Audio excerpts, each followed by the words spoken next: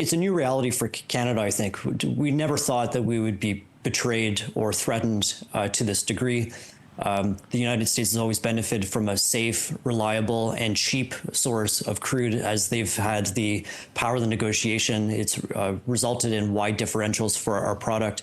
Thankfully, we've been building out incremental takeaway capacity to access our West Coast, to diversify our customer base. Still, though, about 94% of our oil is being shipped to the United States. And so there's a critical necessity to increase export capacity to send our oil to Asia.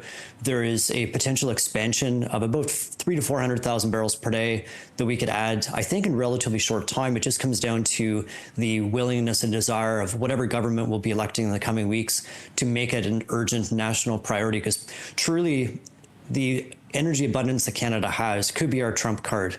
If we had greater export capacity, customer diversification, and not the reliance on the United States to purchase and refine our oil, I think it would put our country in a much, much stronger negotiating power, not just for energy, but for all commodities and all goods and all services when it comes down to tariffs. And so we're still a couple years away.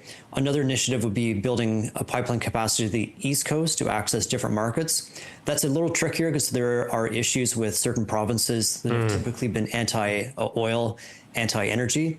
We've seen a softening, thankfully, on the part of their leadership.